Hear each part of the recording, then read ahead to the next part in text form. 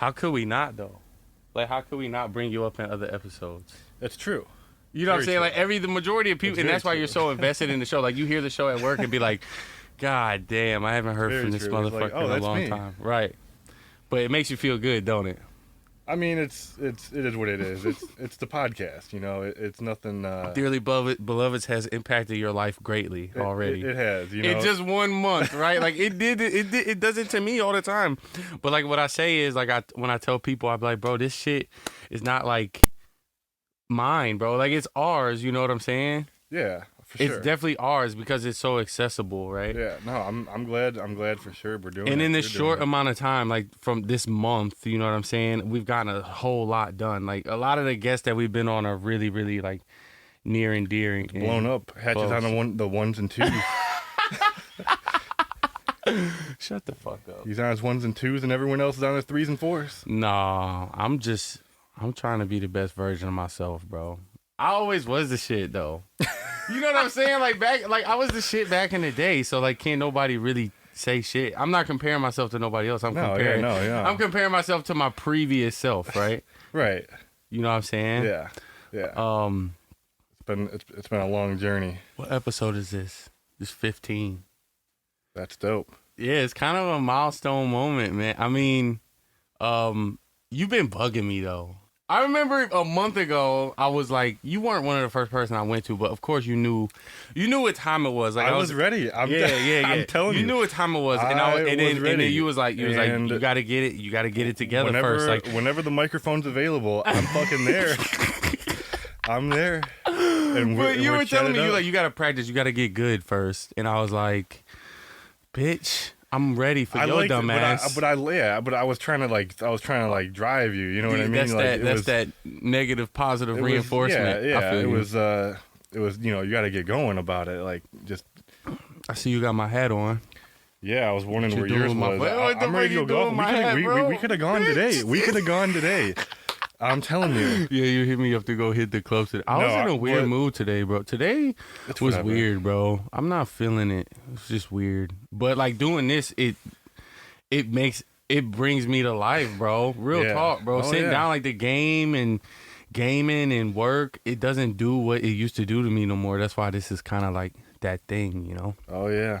Special guest in the building. We got Wagner. You don't even got to know his other name. It's just Wagner. It's just Big Wag, yeah. Dave Wag. You already know the deal. Yeah. The name dropped 1,000 times already. Legend, bro. Yeah, he been name dropped a lot, man. But it's all good. Welcome, bro. We know everybody. Thank you. Welcome, I appreciate it, man. How you doing? It. We're doing good, man. It's a new year. You seem like one of those. To me, I mean, we're close, bro. We've been close for a long time. Yeah. And without even thinking about it, right? We spend a lot of time together. Yeah. And I feel like we don't have the same, like, we're really different in a lot of ways. You know what I'm saying? I think that my life is kind of like this fucking, like, thing that we talk about, and you kind of just calm and collected, like, throughout. Like, I swear to God, you get your money, you know what I'm saying? You get your money, you be chilling, you're not as social as I am. Yeah, you know, it's and it's like, man, Wagner is just one of those guys just at peace, bro. He's just roaming through life, just chilling. You know, everyone's like, well, what the hell are you doing? Right. You know, so most of the time, mind your damn business. You know, it's like everyone can. You know, it's not a bad thing. Back up off me. It's not a bad thing. Back up off me. It feels good, but man, we got to get into the golf because I gotta get better at that though. I gotta get better at that specifically, like mind your business. I share too much, bro. You know me. I can't stop talking. Right? Yeah, I share a lot. But honestly, bro, what like your diagnosis of me like being like, because I was different. You know, when we were younger, I was different. I think now I'm a little. Yeah. You know what I'm saying? When I mean, I'm sure everyone had that stage. I mean, before I got to Keller, I was a lot different. You know, I was that wasn't great before Keller. That's middle school. Like, what do you think? Like, you were just like a wild or something? I was just just a quiet kid. You know, really? But I mean, I was just always good at sports. You know, it was just different. Bro, you are one of those athlete motherfuckers, always bro. being the big kid. You know what I mean? And it's one of those beautiful stories, like of like Wagner. Like, I'm sure like basketball and baseball and golf and what else? What else? Other sports? Man, there was a little bit of hockey at times. God, there bro. was, but that kind of socialized your whole, like everything social about you had to do with sports. There was a lot, yeah, and it was honestly before coming to like public schools. Yeah. Because I mean, even for me and you, I mean, going back to the Sal basketball. Bro, like, we haven't even talked about that shit on this show yet, dog. Hold on, because for the record, I've been glassing Hatch's shit since '99. Oh no. I honestly don't remember specific stuff from those times, bro. I've been in that gym within the past couple years. I'm like, God damn, is this gym always this small? Don't you feel so small now because like that memory of being a kid? The floor, in that floor, bro, is unforgettable. Yeah, it's unforgettable. Last time I was in, I was like, bro, this is weird, bro. I feel like this place is so fucking small. Yeah. But yeah, when we were in like elementary school, we played at the Salvation Army out there in Royal Oak. And a lot of legends came from up out of there, dog. Yeah, a lot of young legends came from up out of there. It was back in the day. I remember my dad was coaching. He'd get hot. He'd be ready to body slam somebody in front of all these kids. Man, Big G would be recruiting me. And you and Pete, man. And I couldn't. Shout out to Pete. Yeah. Shout out for sure, man. Because he was just... Like, it was you and him, and I could not guard Pete. Like he was just that big dude. He moved. He can move, bro. He can move, bro. He can always move. He played baseball. Yeah. Shout out to Pete, man. We gotta link up with him. I'm gonna send him the link to this episode. But like, we had Free a couple days ago in here, and we talked about that just being big bodies, bro. Like growing up being those big bodies. Yeah. And you and Free are bigger than I am. Yeah. So you guys kind of had like that weight off my shoulder was like Wagner. Like, let's give Wagner the task. We were the team though. Especially back then, like before we even knew we were gonna be we were gonna be like playing at Keller or playing, like we didn't know we'd be friends back. That's what makes it special. You know what I mean? Yeah, I don't know. Yeah, I was never a seeker of attention. I just attention kind of just flow. I feel like you're the same way. Like attention just came your way. Back in the day, I remember when your cousins were talking about like your Harry Potter phase and shit, bro. Yep. That was you, bro. You were air goggles. Yeah, I was low. Yep. You were air goggles. I was low key. I had the tube socks with the ugly basketball shoes. I had the mismatched shirt under the jersey. That shit. Then you'd hit the shots. Oh yeah, But I could play, because of my experience. Yeah. You'd flush them, and just from experience, I could shoot. Yeah, you hit all the free throws and everything, bro. I'm champion, bro. I was. You gotta know what you good at and lean on those things, bro. If I'd have been out there trying to do something I wasn't necessarily good at, it would have just looked. Pops clown. was a good teacher, though, man. Yeah, shout out to Dad. He was a good. Yeah, shout out to everyone over there, man. Kind of failed him. Big G. My dad kind of. I feel like I could have went far, really, really listening to my dad and doing the experience, but that wasn't really. It wasn't a priority of mine. My dad was a hooper, bro. My dad comes from a different. He was the big wide body hooper. Bro, like he is a hooper. When he would I remember him like running with us during like scrimmages. Mm-hmm. He'd always pick on me because you needed that. But he'd be blowing me out. I do the same thing. 100 pounds heavier. Bro, I do the same thing with younger like kids, like nobody specific, but either like our peer group, their little brothers and stuff like that. You ever go out and just play pickup with people just in the neighborhood? Of course, like maybe younger people. You want to pick. You want to, not that you're picking on them, but you want to you want to give them that look. You want to give them a really good look, the younger kids, and that's all Pops was doing. Yeah, that was like, you know what I'm saying? Anyone that showed up to like Whittier or Elks Park that day, you'd be like, you could get some buckets. Right. We going at that one there. Right. It'd be like, if you're gonna stay on, you're gonna target that buddy. Right, exactly. What do you think your favorite out of every era, every age group? Like, what was your favorite sport to play specifically? Man, that's a good question, man. Yeah, I mean it's been basketball. It's always been basketball. Yeah. You know, the love for. I feel like this shit came so easy for you, bro. You got special treatment, dog. But it was different because from the players, the coaches, and like you weren't questioned. I feel like everybody else needed a question. Like, okay, he has to do this, and that to keep that position. But you were always like big body, soft touch, could play defense, could move up and down the court. You could get away with some shit. There was a lot. I tried to be good. It's we talk about blessings a lot here on the Dearly Beloveds podcast. Absolutely. I think you physically and mentally, socially, I think you're blessed in many, many ways. You know what I'm saying? I think you're one of these silly.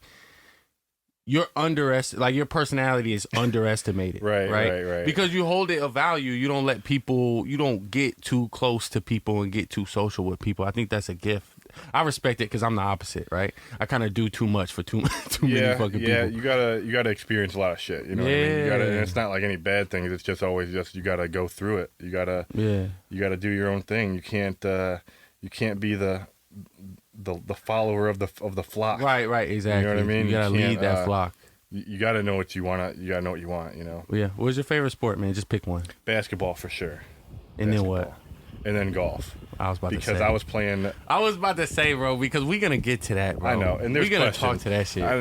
Hatch is going on the hot seat. I'm just saying because, like, you was there, bro. You know about the year that I had, and you know how important me and you going to play golf was to me. But we gotta think back to those shot situations. Let's do it. Because let's do it. Start it. Yeah, because it's just been a little while. I know it's been a long time. Did you see the video I put out last week of me hitting the ball at the range with my dad? Yeah. It was fake. It was fabricated. It was phony. I cut out good shots. I had bad shots at the end, but I sped it up. He called himself out. Yeah, we talked about it on previous episodes. It looked like the same. It looked like the same routine, the same kind of shot. That's not a good thing necessarily. But I need fundamental reconstruction on my shot. You're getting winter swings in, which is key. I was trying to do something today, but yeah, bro, that shit didn't work out. I was right here. I was just chilling, bro. I just didn't feel like stepping out really. And then you got that culture of other golfers just itching to go hit the balls and stuff like that. So I guess just thinking on back, like how was the season? Like what did you take away from it? I didn't perform well. I'm not that hard on myself. You know what I'm saying? Like the majority, I think all the rounds, I don't think I kept a straight score. Like at one point in the round, you kind of get sick of that, and then you're just getting fucked up. So you're just taking it shot by shot. So I got a lot of calmness. I've got that down. I mean, like your scores, like what were you think you were shooting for? Shit, I didn't break 100. Holes. I didn't break 100 one round this year. No, you didn't. But it was close. No way. Really? I kept some of the cards. I mean, I wrote down some of your yardages too on like what you were hit. Like, yeah. See, you're one of those statistical. You're one of those pro. You're like a fucking amateur pro golfer, dog. Because I'm just out there enjoying it. You know. But when you have the yardage at your advantage, you want to know. All right, what are my yards? You got them? Yeah, I do actually. Like what? Like off the tee with your driver. You know what I mean? Fucking what? 160, 180? How far do you think you've been hitting? 160, 180. That's worse than what you actually been doing. You're at like the 210 mark. Oh, wow. The 210. That's like with your driver, though. Wow. That says a lot. I mean, everything else is just random, bro. That's the only consistent one. Because what pisses me off, too, is that when you ask me what club I'm hitting... Oh, yeah, it's just completely different. You grab the same fucking club. Yeah, it don't work like that, bro. It don't work like that, bro. That swing that Wagner got is way different. No, it's just something, you know, it's like you got to ease yourself into your yardages. That's a big part of the game is knowing, like, me and my dad talk about how far you're aiming for the, you know, to land. Me and my dad, I think your swing is, you're so custom and used to it now, you don't have to think as much, and that's the best way to play. That's the best way to swing the club, is just not to think as much about it. Yeah. And me and my dad, like when we talk about it, it gets frustrating. We go back and forth because there's many different ways to look at it. He always uses the metaphor of like a catapult, right? Like the swing is kind of like a catapult where you want your hands to go and then you want the club to follow, right? And then in my head, I'm like, I get that, but I'm still at square one, you know what I'm saying? I break my knees prematurely and shit like that. Like, my arms aren't always as stationary as they need to be. There's things to work on. I mean, there's... It was a good year. I mean... Almost, bro, fuck the result. Like, fuck... And I've said in previous episodes, like, I might not ever beat Wagner, and I might not ever beat my dad at golf, but...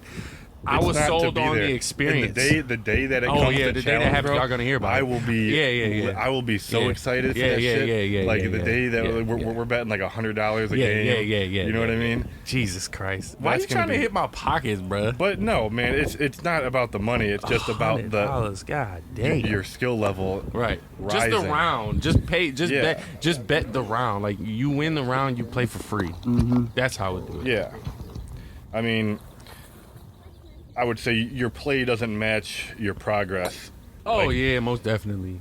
What happens on the scorecard is, man, I remember some of those days, but I would be beat the fuck up after we played golf. Like, after a round of golf, I'd be so fucking tired, so, dog. What were your thoughts after a long day of hitting bad shots sometimes? I was just super, the frustration, I deal well with frustration. You know what I'm saying? You're not going to see me out there breaking my clubs or throwing them shits into the pond or some shit. You know what I'm saying? That was me as a kid, though, bro. Really? You used to do that shit all the time? My dad, my brother, because me and my brother were really competitive about it. Oh, really? Like, that's kind of how it started, like, back in the day when we would all go out, like, as kids, you know? And I'm trying to get us another...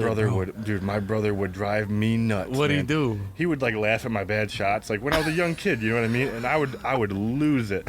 Like, I would throw a club, man. What'd your dad say? Oh, he would be so upset with me. He'd just be like... But he's such a nice guy, though. Mm-hmm. You know, he was just he's like, David, like, he would swear on the golf course. David, what the hell's wrong with you? Bro, that sight, though, like, that sight of you three, like, you, your brother, and your dad, like, on the course, and then he even screaming out in that area, like, on that fairway, you know what I'm saying? Like, that shit, just from a third-party standpoint, it just looks... great, right? It's just like this family bonding thing. You would think so. I mean, when you're learning the game, it is. When you're learning the game. Trust me, bro. I bet at a young age you don't think about it as much like that because I was just trying to beat my brother. But then it's hard to even get feedback. It's hard to even get like that other perspective on it. Like the way somebody's gonna explain it to you really determines your frustration level.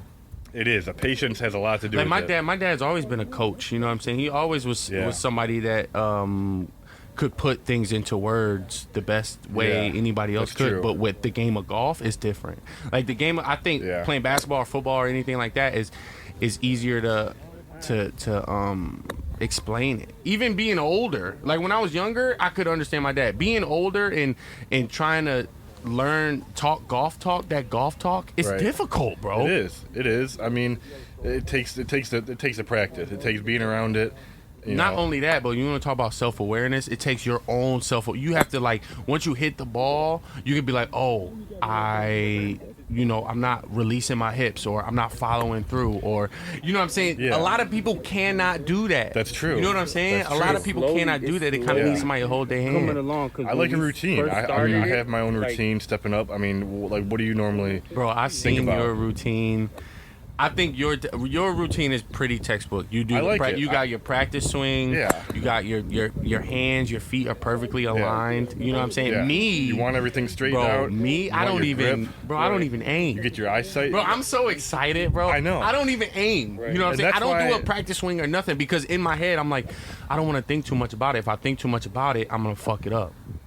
That's true. I mean, you do play a fucking heavy slice. I mean, I'm not gonna lie, but you know that's like it's more consistency. But I can't get to the bottom. I can't even get to the bottom of that slice. For a long time, I thought it was my hands. I thought my hands and the club were just one thing. I wasn't bending it enough. There's things to work on. I mean, there's definitely a lot of progress that was made. I mean, from the first time, and that was one of the stories I wanted to talk about. Go ahead, do it. Because oh my goodness, man, the first 9 holes that I played with Hatchet, I swear to you, it was just stressful. It was just stressful because we were walking at Royal Oak. It was at Royal Oak Golf Club. You know, we were walking the quick round.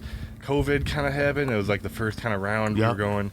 And the first hole, bro, you put your brand new phone into your umbrella pocket, and it slides down, and we're walking, and you lose your phone. And we didn't realize to what hole 6? Hole 3. Oh no, 3. Yeah, 3. You're right. And you're like, I gotta go back, and I'm like, how are you gonna find your phone? It's like, you want me to call it? I'm calling you. I see you walking along this. I see you walking over. It was a nightmare. And I'm like, bro, I'm sweating. You got me stressed out. It's a different arena. Real talk. Like that golf course is a different arena. You don't even realize it walking in. You were just so new. You were so new. And then I was mad at myself. When shit like that happens and you grown, you be mad at yourself, right? Like when you lose a phone or something like that. Yeah. It's not only is it embarrassing, bro. When I was young and like I would go out to Jersey with my mom and my brother, I would pack. This one time I packed a suitcase and left that bitch in my room. Hopped in the car, drove 9 hours to New Jersey, and then realized I didn't even have my clothes with me. As a kid, bro. As a kid. And now, fuck what everybody else thinks. I'm looking at myself in the mirror like, you dumb motherfucker, right? Like check yourself. Like Like, what's going on? You tripping, right? Yeah. And then that was one of those instances. Like, I lost my phone. Like, dog, my phone's not in my bag.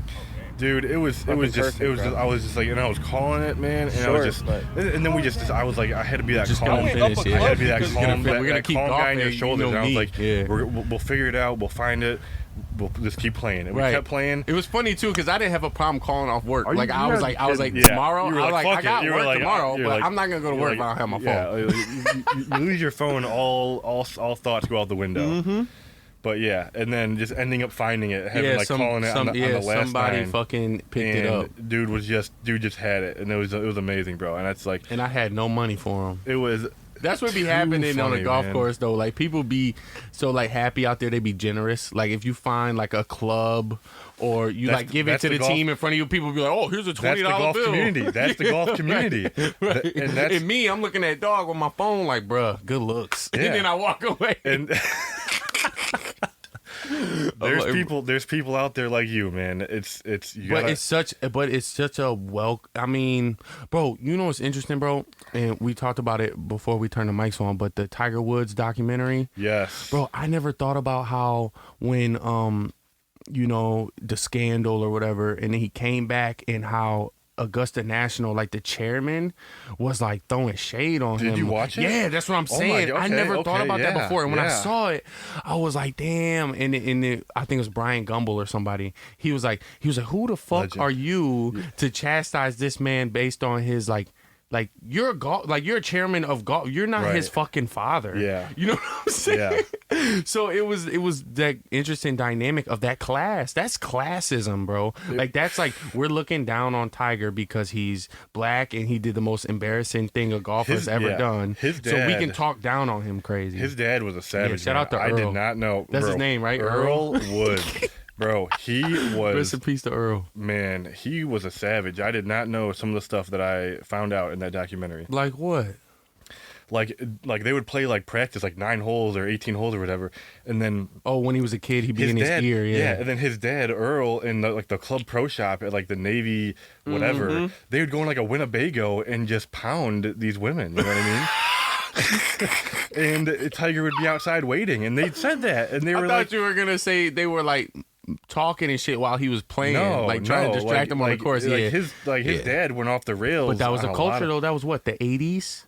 You know what I'm saying? That's a different era, bro. I mean, he had the problems, the drinking or whatever, but and all those people in that documentary like don't fuck with them at all anymore. You know what I'm saying? Like they'd be like, after the scandal, he would like pay us off, and then we just weren't friends anymore. Like his caddy, he was like, I was his caddy for 10 years, and I didn't know that he was paying me to be his friend. Like after that all went down, he cut ties with everybody. Yeah, there is. I mean, you have a lot. I mean, even his compound that he has, like in Jupiter, like he doesn't leave the house. I mean, he's got everything he's got there. You know what I mean? Like then the Vegas shit. I was like, what do you, bro? His wife knew he was in Vegas and thought he was just being good. He's fucking Tiger. He was in Vegas with fucking Jordan, fucking Chuck. Yeah. Like, what the fuck you thought they was doing? Right. That shit was going down for a long legendary, time. Man. It was legendary. And another interesting thing was like that, and I could relate to this because I was like, remember the women were like, we all felt like we fell in love. Yeah, like we were in love. He wasn't just smashing and throwing cash, bro. They had Tiger. He was like an emotional guy, like a lover boy, and I was like, that's me too. He was corny. Dog. If I was nice, bro, if I was famous, I'd have been doing the same shit. He was corny. He was not cheating on my wife, but having real relations, right? Like he was having real relations with these women. They're like, I'll always love. Can you imagine, bro? Like being in love with somebody famous like that, and they just toss you to the side. Shit, bold. It was like I feel for the ladies out there. Shit fucked up, and they was all average as shit too. Like all these women were just like fucking Coney Island employees and shit like that. It was back then. They didn't want me. Now I'm hot. They all on me. Bro, Tiger was a savage, bro. Dude, it was. Who's your favorite golfer besides Tiger? You can't pick Tiger. Yeah, Tiger. I mean, as far as like the new schooler or like the older guys. Overall. Yeah, I feel like you're a student. You're a student of every sport you play. I feel like. Yeah, I do. I mean, I like to play everything the right way. You know what I mean? There's rules to this shit. You know what I mean? Right. Like, thanks. there's no, like, even in basketball, like the team game. You know what I mean? But golf is that you're your own team. You know, you're your own mental team. Right. You go out there. I mean, I love that. I have a caddy, and it's you versus the earth. It's you versus the course. It's your skill level. But let's see, favorite golfer though. I mean, dude, there's a lot of talented players out there, bro. Like, I fucked with Ernie Els back in the day. Bro, I don't even know who that is. Bro, no, the Big Easy. Shout out the Big Easy. That's why I asked you that, because it's like, because when I started playing golf, like back, it was like the 99, 2000, 2001. You were playing golf in 1999, bro. It's what it was. That blows my fucking mind. I know, and it was like the clubs, and we would play, and like we would I as a kid, like I understood golf, and I watched like on TV. That's crazy. Like Tiger Woods in 01. Bro, I didn't get golf. I mean, like when I was growing up, my dad, like me and my dad didn't, or we watched golf, but we played Tiger Woods. That was my first introduction was golf, was golf on a video game. You know, and then like growing up with Big Dave, like living with Big Dave, we would watch golf like like for real. Big Dave's the man. Shout out Big Dave. Yeah, shout out Big Dave. And I know he's gonna be like in that Tiger Woods too. And he'll probably look out for this episode as well. Right. Because he loves you. He wants to hear from you. Man, we gotta. More people in the world need to be like Big Dave, bro. Real talk, but dropping like that, knowledge. Like my always. But like my relation to the game is just so new and so fresh. You know what I'm saying? Like, and that's why I can't stop but talk about it. There's people who've been on this show that don't give a fuck about golf. A lot of people, and I'll be on here talking about. I know, golf. And that's why it's that episode. It's that golf episode because. Not many people. It's that golf episode. Not many people are going to hear this. Are going to give a fuck about playing golf. Right, and it's okay. But that's another. When it catches you, it'll catch you. Like when the sport comes and finds you. That's another one of my questions. What's that? Is why does it attract you? What do you see in golf that you like? The difficulty level. Yeah. You know, like my job, for instance. It's fucking hard as fuck. And like people like on the outside, from the outside looking in, it don't look hard. I had one of my friends yesterday tell me, I didn't even know you drove the cars on and off the fucking truck. It's like, how the fuck you thought they got on and off there? And I'm like, I've been doing this for 3 years. Like, what did you think I've been showing? Like, I put this shit on my Instagram and shit like that. You know what I'm saying? Yeah. Like, what the fuck? Where you been at? But that's what kills me. It's not about, and of course I love the bonding. Like I love going out with you. I love going out with my dad and my friends. Right. But it's hard. And when you find something that's hard and you make steps to get better at it and you slowly get to see results, like I'm gonna be a beast, bro. Like 2-3 years, like in a couple years, I'm gonna be fucking nice, bro. Because you're not, because I'm dedicated. Yeah, you're not the first person that I've taught before. You know, most just definitely. Introduced, I would say, introduced and. Not forced to play, you know what I mean? But how do you feel about that? Like, bro, you got a cheat code, bro, because you're ahead of the game. Once you bring somebody into the game and golf with them, you golf better. Right. I've seen it. I've gone out with younger guys that don't really golf, and I was like chipping in from like 15 feet. Like I swear to God, it was my favorite shot from last year over at that course in Royal Oak. And I had a short little chip in. I chipped it onto the fringe, and it rolled down and broke right and went into the hole. Like I read the green and then chipped it and it went in like on some video game shit. There's a lot of good shots. And like I'm not gonna do that when I'm with you. I'm not gonna do that when I'm with my dad because it's gonna be a different vibe. It's that's the thing. You have to learn that feeling of that day and just all those take variables it with you. All those variables add up. The weather, the course, the people you're playing with. We usually go on a nice day though, and it's usually either that or twilight. I would say we thrive in the twilight because there's a lot of times. Bro, that time we went up on 59, that course up on in Sterling Heights. Yeah, that was an afternoon. That was a beautiful fucking afternoon. Sanctuary Lake. And honestly, I wanted to key that point because most people probably think since you're starting out, they think, oh, Hatch is playing golf or Hatch is doing this and that. He ain't good. He sucks.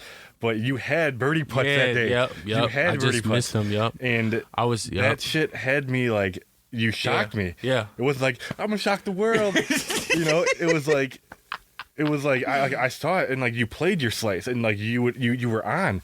But they were tough putts. So you haven't made a birdie yet. You haven't made it. No. Oh, no. You would know. Trust me, you would know. You would know. It'd either be a par 3 or a really good par 4.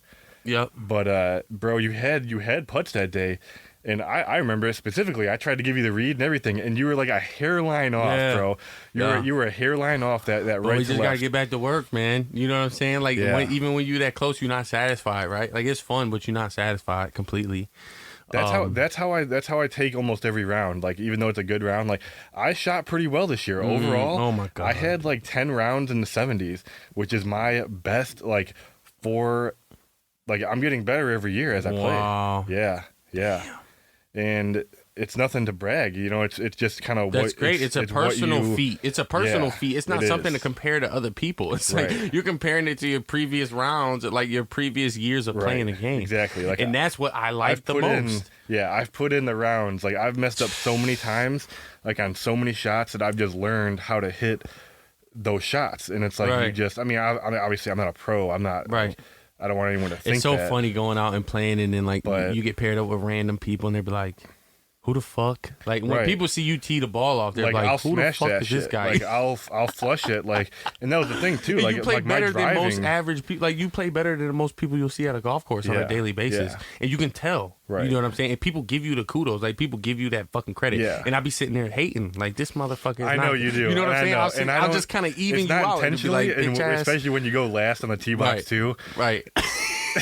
Bro, I'll be out there fooling, I know the bro. Feeling. I'll be out there fooling. Yeah, bro. I'll be out there fooling, dog. But I don't care. Like, there's good times. I mean, there's good times. Sure. I try to help you with every lie and everything, but there is a lot to figure out on your own. I'll swing off the first tee with like a handful of people watching and hit the top of the ball. That bitch will bounce up in the air off to the left under a tree, and you got to play that shit. Like, people are waiting. People are waiting. You gotta chill. Either that, I just drive the cart up and let you walk and chill out. But it's so funny being with Wagner on a course, because like, it's still Wagner, right? Like, it's still Wagner, and we get mad at each other. There's like, we'll end up cussing each other. I don't have an ego. Right, exactly. Me neither, right? The second, I swear to you, the second I get one, or I start thinking like that shot is, ooh, you like that shot, boy? Yeah. It's not gonna be fun. I'll shank one like 50 yards to the right or left. You know what I mean? It's like, it's not where it needs to be. But it's a fun game, and I appreciate it, dog, because it was just it meant a lot. Being out there playing. I mean, mentally, as like a mental aspect, like what can you take away in like day-to-day life, like from golf? Yeah, like when you play, even though you hit bad shots, like what can you take? Oh man, easily. It's just that next morning mentality. Like, I might have fucked up today, but tomorrow, you know what I'm saying? It's just that it's a resilience. You know what I'm saying? It's resilience. It's just not giving up. Like, you're not going to pay money on a golf course to play 18 holes, and, if the weather's well enough, you're just, all right, I'm done, I'm going to walk out. And you have don't you have stories of golfing with people that literally quit? Yeah, my uncles, bro. They do that shit, and it's been a little bit since I've played with them. Shout out Uncle Mike, man. Shout out Uncle Mike. I thought that shit would be so fun. Just to see that happen. Like, see somebody just go and leave. Just been done. He drives himself to the golf course. Drive like 3 minutes all the way to the other side of the 15, 16 comes up and is just not playing good. And then you just see the cart in a lonely path, and you just see the dust trail, and you're like, did he just fucking leave? That's so funny, bro. Oh my god. But yeah, I pray to the Lord Jesus you don't ever do that. No. I'm pretty cool. Yeah. Have you ever seen professionals play? Like, you ever been to one of the professional? I have, and I was gonna bring that up when you mentioned like Tiger Woods is your best player. I'm on it. I'll be on it. I was brought into the game young. You know what I mean? Like, I was going like sporting events. Like, my dad, we would go to sporting events at a really young age. And that's what was lit about a lot of shit, because. Like, you were in the culture. The culture, exactly. You were in the golf culture. Exactly. Like, right? I physically saw it with my eyeballs. Like, I was there. Like, it was at the Buick Open at Warwick Hills, 2002. It was after Tiger Woods had the historic year, the Masters at 2001. Yeah. And literally, that was when he played. That was the versus Phil, right? That was the one versus Phil. Like, when they played together, and like I watched on the documentary, and I was oblivious to that. Like, I learned more from the documentary than I knew. I've seen the amazing shots. Yeah. I just didn't know the background story between He was always going against Phil, but anyway, though, like, it was at that course. Like, we would go there, and there was, like, you didn't always see, like, I was a young kid. Like, I didn't see, like, when the ball comes into the green or to the side of the, off the green, if they missed the green, like, whose ball it was. You know what I mean? Bro, I swear to you, Tiger Woods was, like, 20 feet away from me. As a young kid in 2002, I was like 10.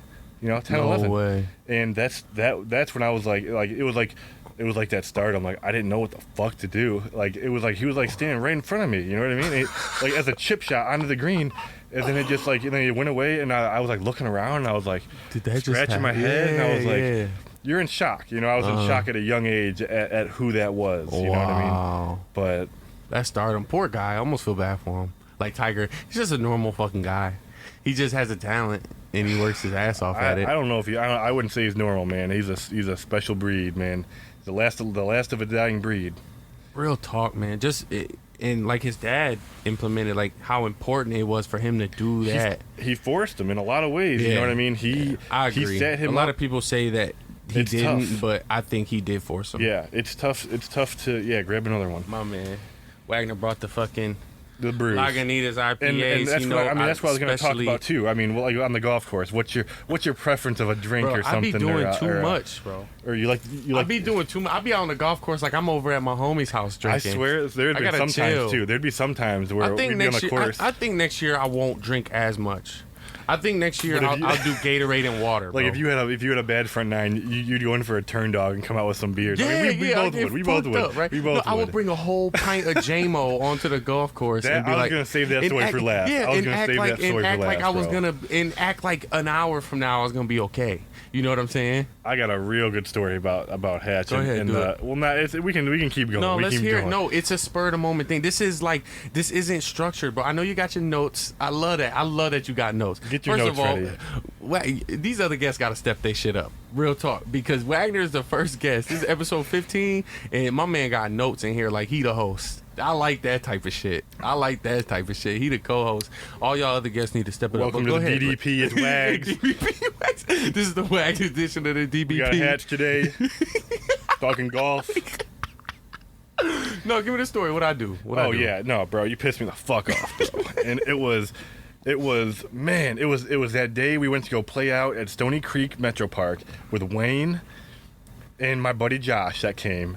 And we got there late, right on time. And, the starter was an old fucking bag of dicks, and he was already giving us a hard time. I'm trying to remember this. And that's exactly why you don't remember it, because after we played the first hole, you and Josh pull out these like Jameson. Oh no! And Seagrams. I blame you, bruh. I blame you for this. No. I don't know. Josh is your man's. That's your man's. Every other round this year, it was me and you in the same cart. But that wasn't the first time. That wasn't the first time you played with him, though. But I wasn't cart buddies with him. You were partners. That's what that is. Partners. No, that was the first time I was cart. Shout out to Josh. We love you, bro. But fucking, I felt out of. When people get out of place, they start drinking. I wasn't out of place. Man, I just wasn't. I didn't have my mans with me. You and whoever you were paired with was golfing a lot better. You and my your buddy boy, Wayne. Yeah, your boy Wayne. And y'all play better than we do. Exactly. So y'all were in different parts of the hole than we were. Y'all were further down the fairway. Me and Josh were shanking shit left and right, fucking 15 yards down the goddamn. I know. But I gotta get to the story though. That's what happens. Because we pull up to the second tee. Everyone else pulls out these hardcore drinks, the bottles that I did not have. I had 2 Labatt Blues ready to go for the day. Right. For the day, it was late in the season. Like there wasn't any cart girls, and I'm like, oh my god, like you guys are ready to go. Right. And man, me and Wayne were going back and forth, man. And that was your first time meeting him, but bro, I swear to God, I was on another 75 watch, and we were going into like the last stretch of like 15, 16, 17, 18, bro. And when we got to that par 3, this is funny. I swear, and I don't mean to bring this up on past episodes. Do it. But anybody that comes after Hatch and his job, it gets personal. And I knew where it was going. And my buddy didn't know where it would have gone. But it wasn't terrible. He just mentioned that automobile, like car haulers would, or anybody would the drivers would be autonomous. You know what I mean? He talked about how truck drivers are gonna lose their jobs to robots. Yes. And I'm like, bro, for real? And like you said, it was 16, 17. Yeah, bro. And we're on 16. Bro, you said it was the end of bro, I've been drinking for the past 2 hours. I know that. And that's why it got worse. That's when he said that, I was like, oh God! That's when you step in. Yeah, that's when you step in. What did I say? What did I say? I was like, what club are you gonna hit? And you're like, these car haulers. We don't just load the shit by ourselves or whatever you said. And I was like, you kept going back and forth, and I'm trying to finish out. I'm trying to post a low score. Hey, and Hey, if you one of my coworkers, if you drive trucks or anything, if you got a hard job, man, just know I got your motherfucking back, bro. All these pencil pushing motherfuckers be trying to bully us. I swear, bro. I was crying laughing at that when you were like, you can't be out there. Oh, Willie the Nilly out there. Yeah, I do say that shit all the time. Yeah, I say that. I do say that shit all the time. It was great, I gotta stop saying that shit. It was great. And then it gets even worse when I'm with my car hauler, truck driver buddies, and we just gas each other up. Yeah. We just gas each other up all the time. But yeah, just to get back to the story though, That's I mean, so funny. You got me flustered when I was trying to finish the game, and I was just trying to beat Wayne. You know what I mean? Because he's an older guy, but he still has. He hung around with me. He's nice with it, and I didn't want him to beat me. Because it could have been the last time we played that year. In my head, I'm just out there having a blast. And we both shot 79. Me and Wayne did way. that day. Wow. I was hitting it pretty good off the tee. And we both ended up shooting 79. But bro, you fucked me up.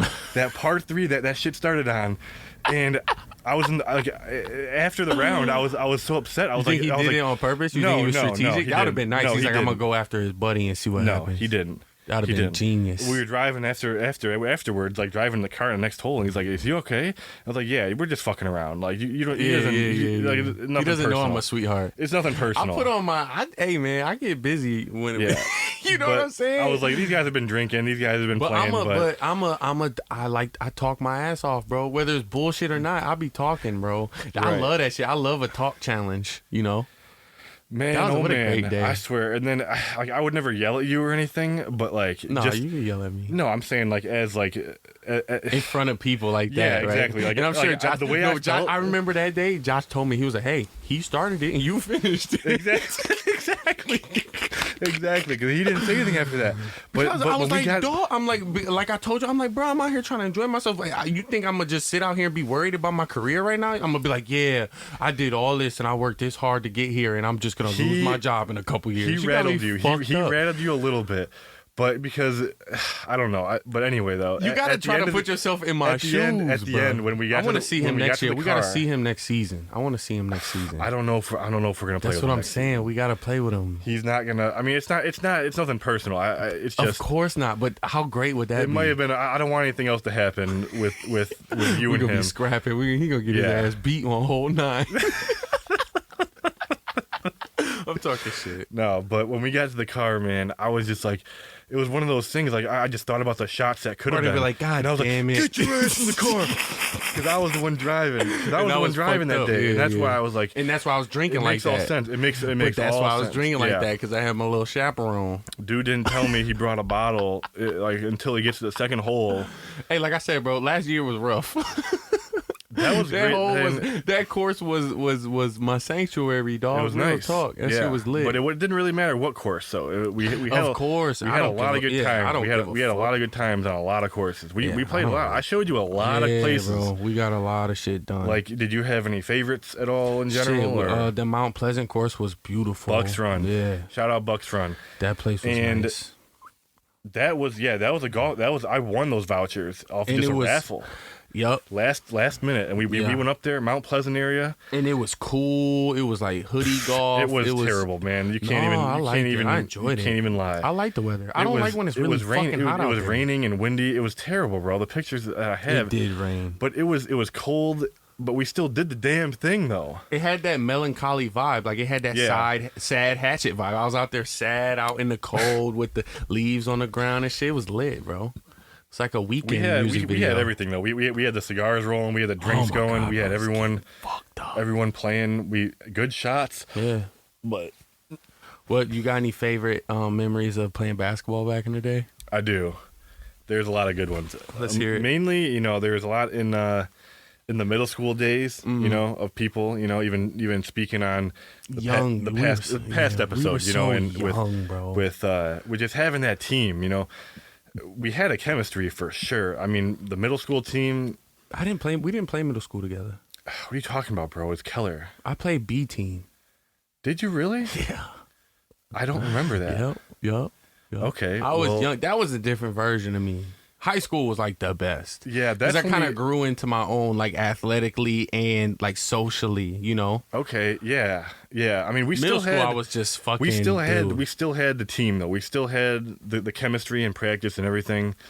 But high school was that step. I mean, we turned it up. Shaner, Rail, Woody. We turned it up. The freshman year was especially memorable because of Ethan on the team. Yeah, bro. You know what I mean? Krakowski, I talked to him on Facebook. He was blowing up my shit. Shout out to Ethan Krakowski.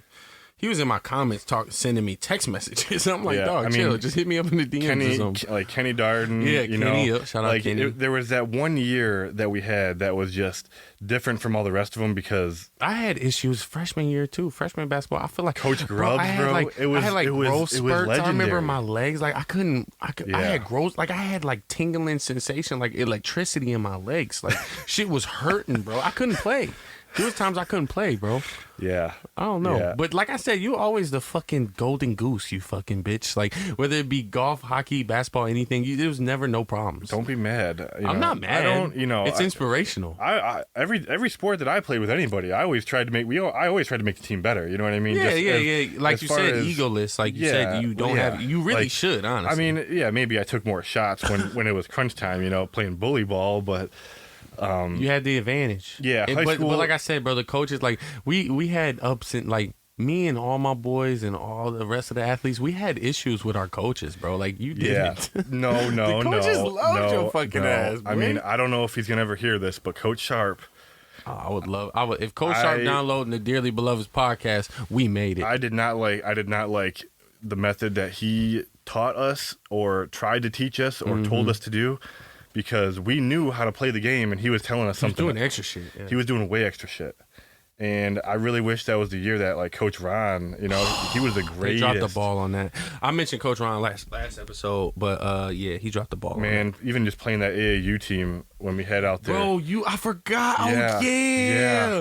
That was lit, bro. Me, you, Neek, and... Ray. Delvon. Yeah. Bro. That shit was That was lit. fun. That was fun, man. That was, like... That was Did really you play fun. any other travel basketball? Oh, yeah. Yeah, it was before... There was sometimes like before Keller. That you would play with who? Certain teams. It was like younger teams. God damn, man. You were active as shit. It was, man, I was just it was the young prodigy, you know what I mean? It was even in baseball too. I know you played baseball, didn't you? You didn't play for any teams. I tried for JV and didn't make the cut. Okay. I played when I was little. Yeah. I played when I was real little. Yeah. Because there's been a lot of memories. If there's one thing, man, playing at Memorial, back in the Sandlot League, shout out to anybody. I should have played there. Shout out anybody that played at Memorial or just gone there under the lights was a different fucking feeling, bro. That was it, man. I played out in like Roseville on the east side. I played up in fucking East Point area. Yeah. Baseball when I was little. Yeah, baseball was another one, but what was it? Would you pitch or what? Yeah, I would be the star pitcher. He said star pitcher, bro. This motherfucker, bro. Chill. I'm Don't gas you up, bro. I'm not gassing myself up. You was nice, huh? It was better. I mean, I was just the bigger kid. The fucking coach called me Bigfoot. Having huge skis. My mom. There were some games my mom had to bring the birth certificate. For the umpires. Way. I swear to you. That's a different feeling. It was. I mean, that didn't make you self-conscious at all. I was like 6'4" in 8th grade. I mean, it was like different. That didn't make you self-conscious at all.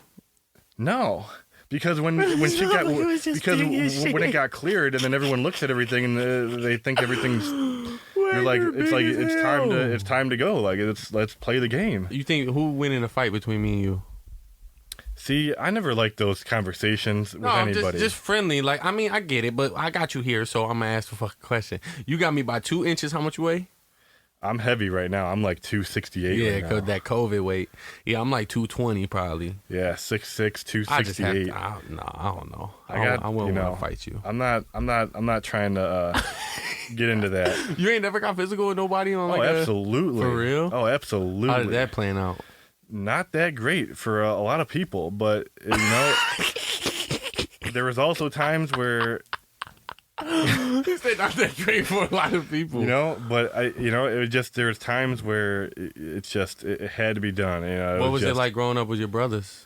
You guys fight a lot? Yeah, that's what it was thing. Like it was just a lot of heat, physical activity, a lot of mini sticks, a lot of like Nerf hoop. How many? What I mean? How many brothers you gotta imagine? I took a beating. Yeah, because you were the baby. Yeah, at the time, yeah. But then we had Ethan on a couple of days ago, and I'm like, bro, you the baby. Y'all just the babies. Like, y'all just these prodigies of these fucking great families. Like, from my perspective, like, you guys come from great, solid fucking backgrounds, solid families. And you're just a product of that, right? Like, how blessed are you to kind of be the last one? You know what I'm saying? I am him. right. So, no, shout out to that, man. That's fucking tight, bro. It's Were they athletes? Who out of your brothers was like the most like successful when it came to sports? It was me. Because my brother, because that was the thing. It was more like him kind of like giving me that motivation of wanting to beat him so bad, you know. And then at the time where that shit turned quickly, like I was just better than him at like everything we did. And that's why playing golf with him Wagner, now. brother, if you try and get on the show and talk your shit too, bro, we got you, man. He's not coming on. I did mention that you were doing to him that you were doing this. Oh, really? Yeah, he was excited. He was people happy for you. Hey, man, yeah, I appreciate that. People are really, really supportive, man. I really appreciate it. We need some of those older demographics on the show, dog. Some of them OGs, man, for real, that know a little something. Yeah.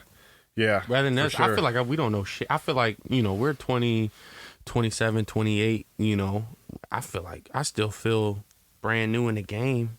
You know what I'm saying? I don't feel too experienced enough to where I don't seek information from older people still, to that point. I think I'm always enjoy like it. that. Honestly, like there's times where you like working with older people and just doing different, exactly, like having different jobs. Yeah. And even sometimes when you're playing golf and you listen and there's like these older guys, it makes a huge difference. They can help you think of things differently. Who are some of your go-tos, whether it be financially or career-wise or emotionally? That's funny. It's actually a really good question you say that, man. I had an old boss. Shout out Dr. Atala, Pierre Atala, man. Yeah. And he was... That sounds familiar. Atala? Atala. He's got a shit in Rochester. He runs a business? He runs a lot of shit, but I used to work for him. Okay. And dude, this dude threw me under his wing for a lot of situations, like a lot of explaining things. You know what I mean? Like when you need that. Like what? Drop some knowledge for the people, man. Like just life, and just saving money and having a purpose for that saving. Yeah. And just life lessons. Being smart. Hard work. Thinking for yourself. Making decisions based on situations. A lot of that shit comes with playing ball, right? Like when you play that as many sports as you played and spent so much fucking time in that shit, you really don't realize what our parents are doing when you get invested in that. I've dealt with people and like women that weren't like sports oriented, and you kind of see that disconnect. It's tough. Like it's tough, honestly. You kind of see the disconnect. In a relationship, I'd rather have like a hooper. Right. Like I've dated hoopers, before that could girls that they could cross your ankles because they played. You know what I mean? Right. But they get it too. Like they get being a team player and putting forth that effort. That's what I'm saying, man. You don't. Wow. It's like living life.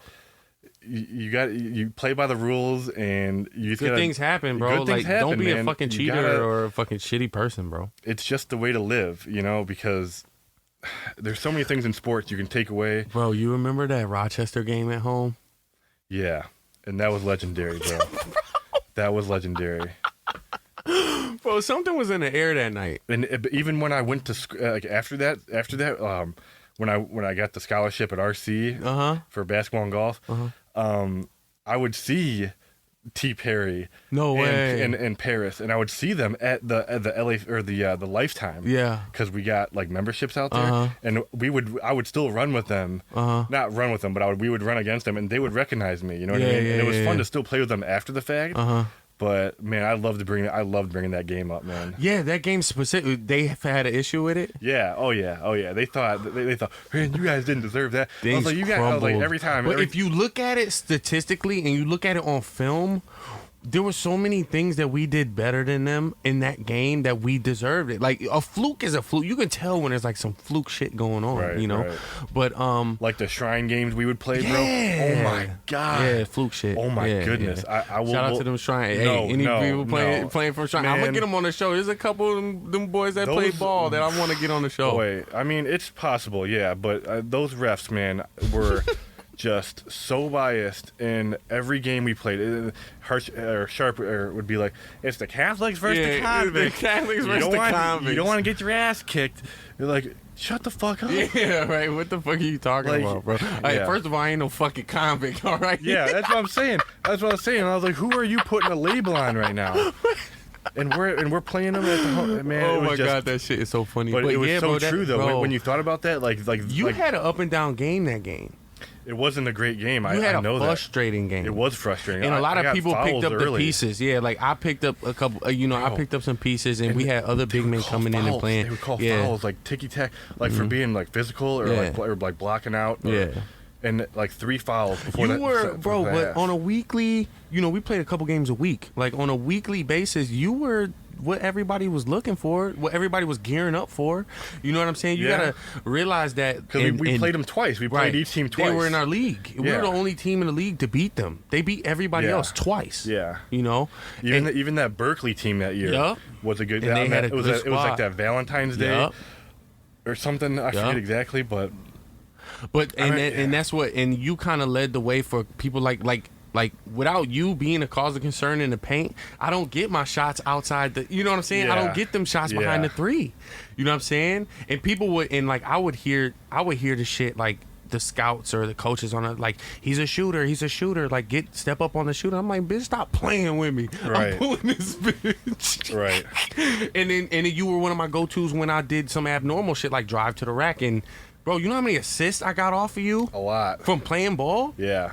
And you just eat up the paint. Like them slashers, I'm not a slasher by any means, but those slashers would come into the paint and then pick and rolls were just too clean easy. Up, bro. Pick and rolls were too easy, but bro, it too was fucking easy. It was. I wish I could like just throw down so much easier.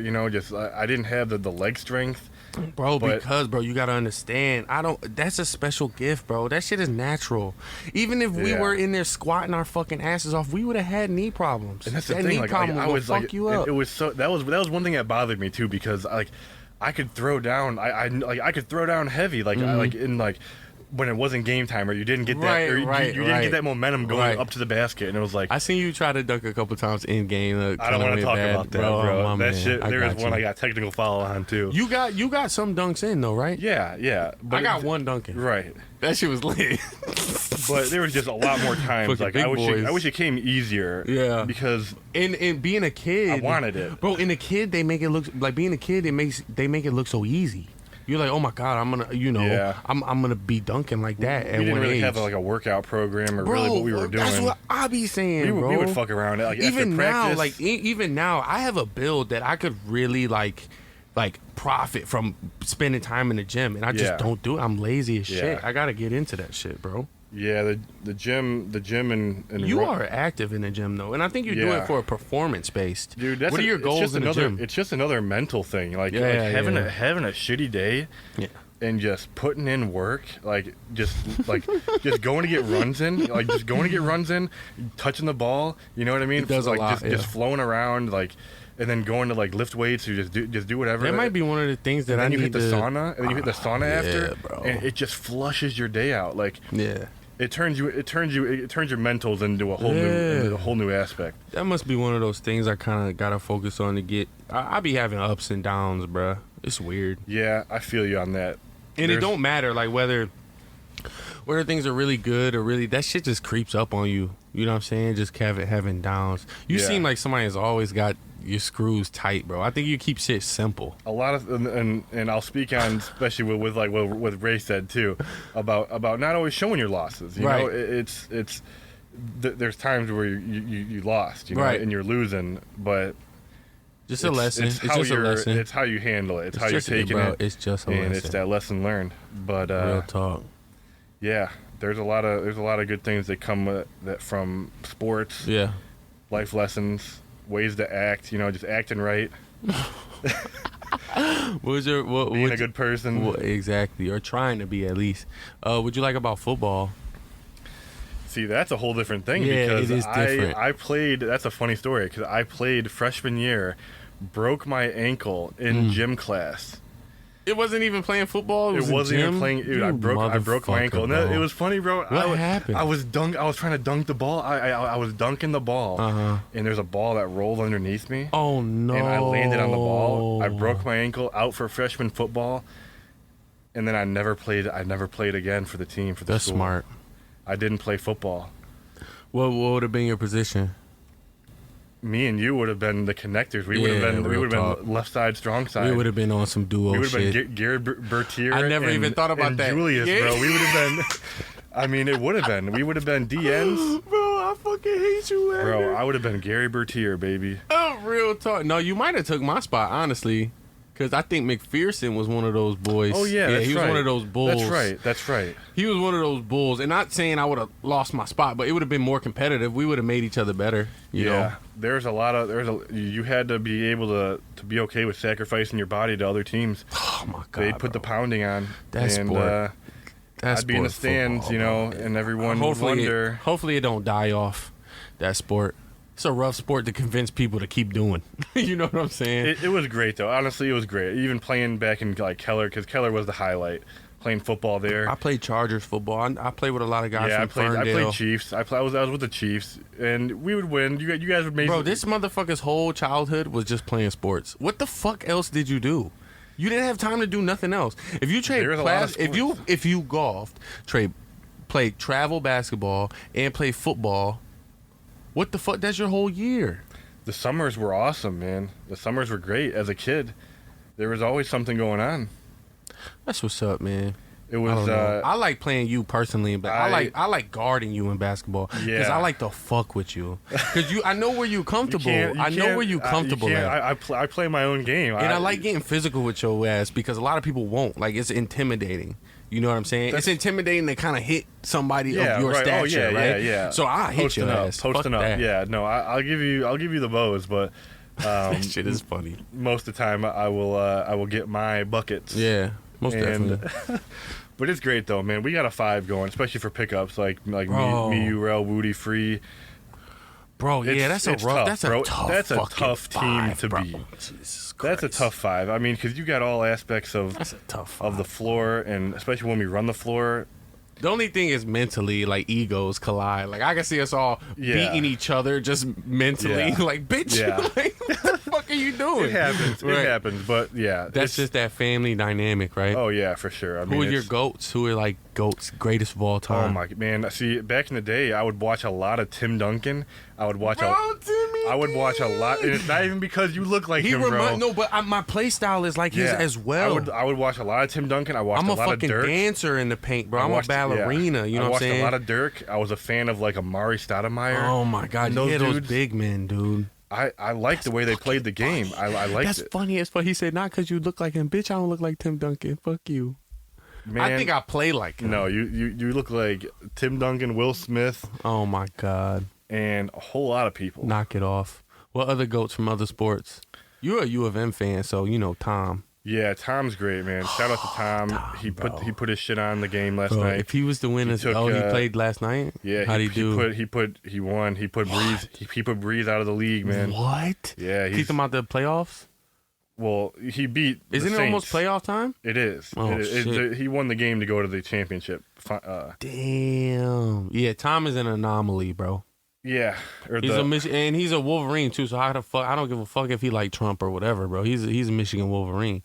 He's one of those legends, you know. Yeah, he was. I never experienced like my first because my godfather was how that started, like with Michigan football games and everything. Like my first football game, he would take you to games and stuff like that. As a kid, like I would love going to these sporting events. Like I still to this day.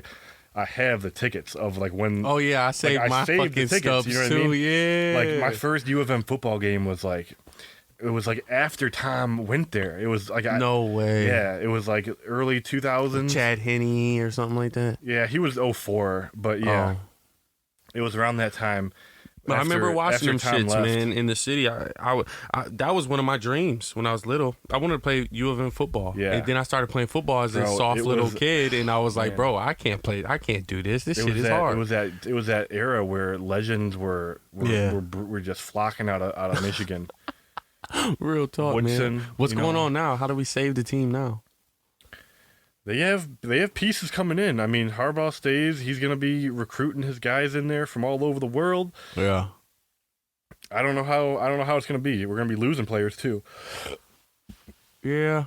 I don't pay attention, bro. I don't pay attention to sports and stuff. That's y'all. Yeah, you don't. I know. When we do like a sports episode, I'm gonna need you.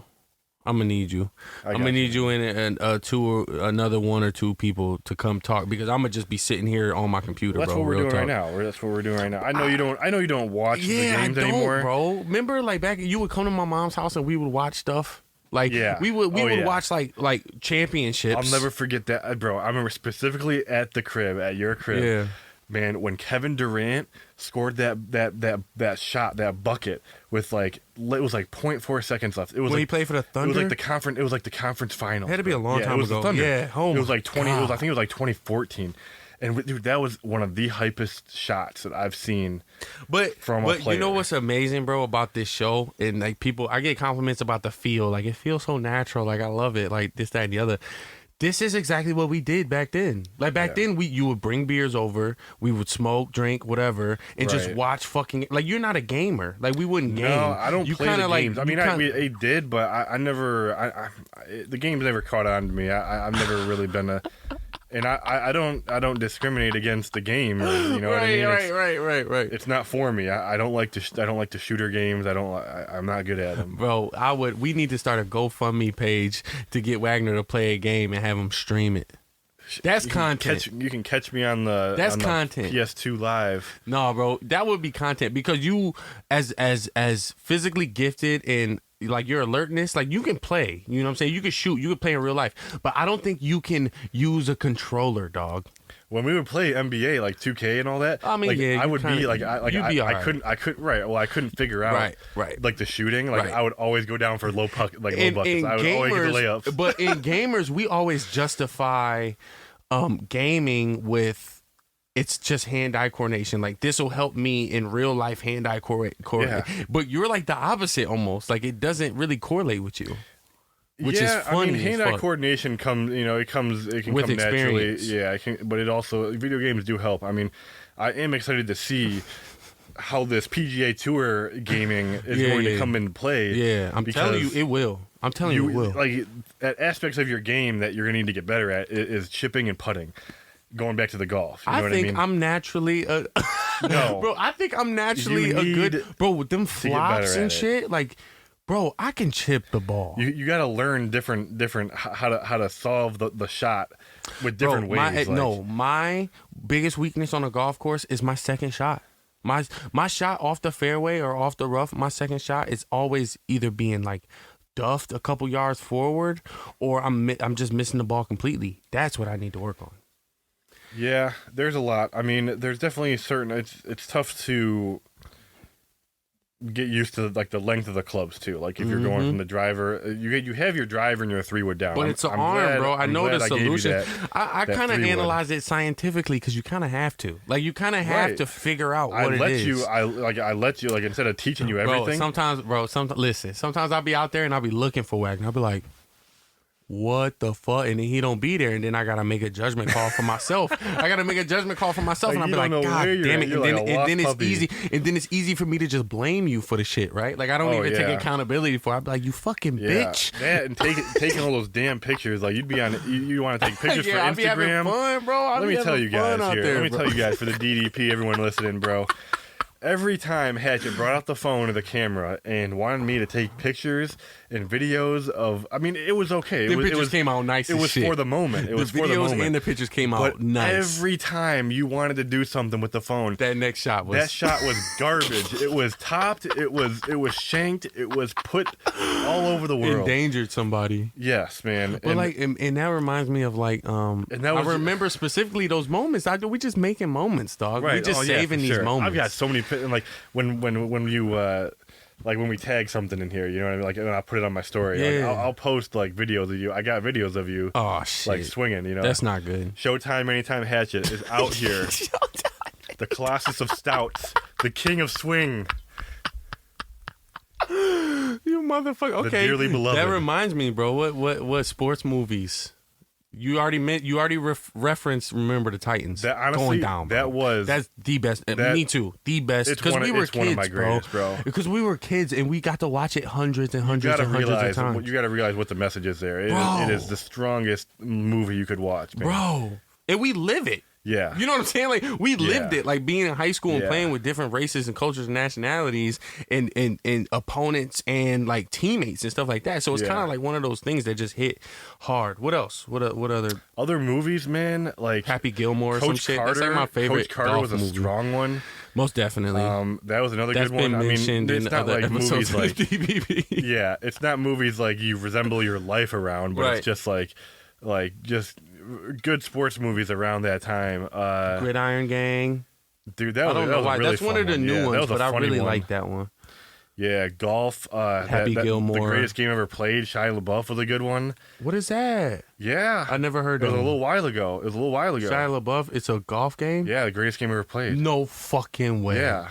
Oh, I'm watching that tonight. Yeah. I'm going to watch that shit tonight. It's good, bro. It's about how golf started. It was like about the guy who Harry Vardon. If you don't know who Harry Vardon is, he's like... You want to drop some knowledge? He's like George Herman. He's like Babe Ruth. What'd he do? He started it. He was he didn't start the game, but he was the pioneer. He was like the oldest pioneer of the game. He won. I hate. I don't want to deep dive into golf. The Open, bro. I don't want to deep dive into like the older days of golf. I would love to just think that golf started when Tiger Woods hit the tee. You know what I'm saying? Because it's scary. Because it's scary, bro. It's such a fucking like. It's such a traditional, classist game. You can't deny it. You gotta respect the history, even though. Tiger said, "No, fuck." Whoa, you sound like a Trumper. Hold up, chill. No, because what do you mean? Because like what Tiger said, but like what? I'm sorry, that was too much. Okay, but like what Tiger said, like when he was a kid coming up and practicing and stuff like that, he wasn't welcome where he was playing the game of golf. You know what I'm saying? He wasn't, and that is an issue. That was not that long ago, dog. That was in the 80s and the 90s, bro. I would say. Even now, I mean, that's something I wouldn't call anybody out, but I would say courses now. I mean, they people look at me crazy, but I love that type of shit. I'll be like, "What up?"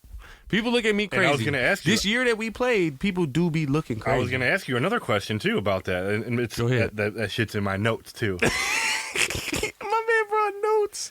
That's how do you feel like as a black golfer playing? I love it, bro. I think more African American and other races and cultures should get into it. Yeah. But the thing about getting into it, you need a plug. You can't just buy a set of clubs and go to the golf range and try to figure it out. There's no way. Yeah. You need someone like you or someone like my dad. I enjoy it. I enjoy teaching. And like people. I said, that's a part of the game. A part of the game is being like a seasoned golfer and bringing other golfers into the fold. Yeah. And like I tell like Ray, like I bug Ray all the time about golfing. And he probably will never golf, but I like to bug him about it. Yeah. And it's like, me and Wagner looking for two. Like we need two. We need two more golfers. Yeah, you know what I'm saying. Even if it's someone, because what's gonna happen? Me selfishly, I'm like, okay, these two new golfers coming in are gonna be worse than me, and then I'm gonna get nice. You know what I'm saying? That is kind of like a selfish type of fucking thing, but it's all fun at the end of the day. You know, there are certain scenarios. I mean, going out on a course with 3 new people and then someone experienced with me, that's gonna be a long fucking day. I mean, that's gonna be like a 6-hour round of a lot of bad shots. I mean, we'd have to be like a certain. You don't situation. think about that coming in though. The course manages its time by having foursomes played. You've got to earn. So when you want to come by yourself or come with one other person, most likely you're going to be paired up with 2 random people, which is good. Yeah. Like I said with this show, I'm getting business cards done for next season. Oh, nice. I'm gonna have a business card for this, and like it'll say. We can shoot content too. It'll be bro. I'm gonna have automotive logistics on there. Fucking Twitch stream. I'm gonna have the podcast on there, and I'm gonna be passing out the same way people pass shit out to us. Exactly right. But and then we could record. I know you want to do that. We could even do like a golf vlog of going to courses. And saying like it's a podcast. If we shout them out, they'll let us probably play for free. Like that's how it's a media. Okay. You know, that's how that happens. Like we could go for sure. If we go early in the morning, you know, or whatever. I'm not sure exactly how that would work, but that's how you would, you know, shout the course out and let's make some content. Yeah, for sure. But, you know, anyone listening, man, we're gonna have to use the white face for that. I'm gonna have you do that. That sounds weird, bro, for me to do. Does, what if I walk into the clubhouse and be like, yo, I'm a podcaster and, advertisements, is that, I'm going to just send Wagner in there. That's why I asked how you feel. It's weird. It's kind of weird, why, bro. What don't you like to do about the game of golf like that you see me do, like, No, it's nothing that specific. It's just when it comes with the clubhouse or not so much the cart girls. The cart girls love me. Girls they love us. I bagged 2 cart girls this year. I won't shout out the courses, but I'll tell you what. The cart girls love us. I will tell you what, man. A two-hearted and a pretty cart girl is some of the. It'll make your whole day. It'll make your weekend. It's the Earth's finest riches. Man, it will change you around. That shit is so fucking funny, dog. Bro. But I don't know. It's nothing. It's just an underlying thing. Just with this country in general, it's an underlying thing. People look at you, or you can feel somebody's feeling towards you. Like, what is he doing here? And that's why it's important to kind of, you should I didn't have close. That. Look, Wagner, you should thrive off that, listen. Of course I do. But bro, at the beginning of when the weather broke and when we started golfing for real, I didn't have cleats. I didn't have slacks. I didn't have golf clothes. Yeah. I was out there thugging. You were, but I was out there thugging. It was learning to play the game exactly at your own field. And I'll explain to people. People joke and be like, "Well, you look bummy as hell in this video golf." I'm like, "Bruh, you don't just buy clothes and you not a good golfer. Like you don't skip that step. You need the experience. You need to be able to swing the club before you get nice. You know what I'm saying? Next year, you never know. I might be wearing some yellow pink shit on you motherfuckers. Like my PGA Tour character, he be swagged the fuck out. I might get some polka dots. You know what I'm saying? Look, Wagner, like, I don't want to go with you if you got polka dot pants on. I totally understand. What is that like? The swag? What is that? Yeah. What is that swag does to the game? When you're swagged out, only people know that if you swag yourself out, you do play better. It's a vibe, and you can feed off of that sometimes. When you got the threads going that day, and it's a nice sunny day, and you're breezing. Dude, it's a feeling, man, and you're in the zone, like, and that's what's tricky. It's hard to explain sometimes. Like when I'm drinking and smoking, sometimes, you know what I mean, and I can still hit those shots. It's hard to explain sometimes to people like you, like a beginner, how that's possible. But it's just like, I don't know. I've just been playing a long time, and like just usually we drink every round too. Yeah, but it's not a necessity. It's not. It's not. It's I haven't smoked a cigarette in a week, by the way. I mean, it helps to relax too. Like usually, like I don't want to do when you crack a beer. I'll and probably then do cigars, that shit gets flowing. But I won't bring cigarettes this year. Like I won't drink. That's as a good much goal. Last year. What are your golf goals for this year? What are you thinking? Oh, I definitely want to break 100 consistently. That's a good one. Consistently. So your scores normally were like around 115. Yeah, that was like right. So you got to work. But you can easily knock those strokes off by doing a couple simple fucking things. You can. And me, I'm hard on myself. I don't like taking shortcuts.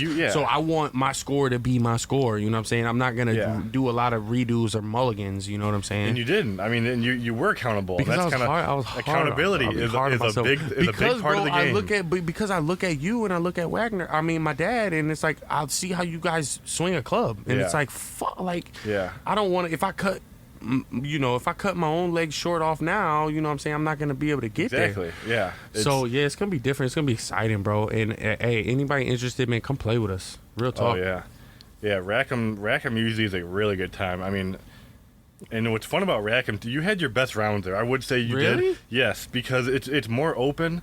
It's Rackham is intimidating. It's an intimidating course. It's an Arthur Hills course, and Arthur Hills. I think I took out a window. Makes those Rackham he has last those year. slopey greens. Yeah, there's not a flat green. Yeah, and they're smaller. It is but what it even is. right now, we played at Rackham so much last year, I could almost visualize the entire course. There's no water hazards on Rackham too. I can visualize the whole course. Right, exactly, yeah. I made an ass out of myself, bro. Shout out to, we talking golf, man. Shout out to them boys that set up that scramble last year, fucking Calvin and fucking Evan Champion, Alec Hagan, those guys, Summer, those guys. We had a blast out there. I played back in high school, my senior year. I didn't play baseball. I played golf. Yeah. And Evan Champion, Evan and Alec. Dude, we had a blast, bro. We had so much fun. And if I'm not calling you out, I apologize. But we're gonna get it in next year. Shit, we gonna be out there. I played a lot of rounds, man. I played a lot of. Even with you too. We played a lot of rounds this year. We were all over. Real talk. But I'm excited for next year. I'm just getting this. I'm getting this bag together, bro. We just saving up money and we just gonna have a fucking blast. Even if we end up going out of town. I played in Arizona last year and shit. Yeah, I did see that. And I told you, like, it was. Dude, I didn't enjoy it that much. It was weird. There's courses like I do have my courses that like are on my list of like my bucket list. There are courses in Arizona that I am going to play eventually. What? It's not always that easy to get on the course. It's like some are private, some aren't. But I would say the top 3 that I want to play, Bandon Dunes for sure. Out over in Oregon. Yeah, bro, it is like. It looks magical out there. For real? If you ever looked it up, Oregon, is it off the ocean or something? Yeah, it is. Yeah, it's like 40-mile-per-hour winds on every shot. It's difficult. Honestly, you're not out there. It's more of the experience. Mm-hmm. Man, Bandon Dunes is nice, but honestly, and another one that realistically is probably going to happen this year is it's a course called Erin Hills in Wisconsin, and I got my buddy in Ludington, and we can take the ferry over and go play, bro. Just for an experience. Bro, you have different goals, my brother. I swear to God, dog. I never see myself kind of traveling to play around. But here's the thing. The course, it held the U.S. Open. It was Brooks Koepka. Oh, my God. It was Brooks Koepka, his first major was at that course. Estimate how much that triple cost. Flights, food, entertainment, the weekend, the round. There's no flights. You driving to Oregon? It's a public course. Oh, no. This one's in Wisconsin we're talking about. Okay, well, that's up the street. Okay, gas. You know what I'm saying? Right. That one. How much you think it'll estimate cost for that weekend to go play that course? A weekend? $1,000. Yeah. It probably might be close under there. I mean, you'd want to save where you can, but... Yeah, I mean, it's when you go to one of those courses that you've been saving up, that you've been like you're not gonna play every year or once in a lifetime. Like you're not gonna look to spend some money on it. Like my dad, like where golf originated. And shit? Like my dad went to go play those like the old course in Carnoustie and all them, like in Scotland. What? Yeah. Back in 2011 when we were in high school. My dad took a trip with some dudes, with his buddies, bro. And he went out there. Bro, that's crazy. My dad went to Scotland, and I was so jealous, man. I was so angry that he was doing it without me, and I wanted to do it. I saved it, like I had money. I was like, can I go with you guys? Like, no way. And it didn't happen, man. So that's sad as shit, bro. No, it's not out of the question. No, yeah, you get there. Damn, that's what's up, bro. But I think they shot Game of Thrones out there. Man, there was. It's just. I'm talking shit. Yeah. Scotland, bro. That's like ain't that some Stonehead shit? Like that's like some. Yeah. Some. You know what? I Scotland can't even do the like? accent. Like that's crazy, bro. That'd be sick. You get your haggis. Or you gotta haggis? sacrifice though to do those things. Like imagine getting older and like starting a family and shit like that. You gotta realize damn. like the. How would you say it? Mental value. Oh yeah, it. oh yeah. Of really enjoying the experience. What do they call it? Like morale. Like if you stop golfing or you don't golf as much as you necessarily, if you're able to golf and decide not to, it can affect your morale, like your mood, right? Yeah, I guess you could say that. Yeah,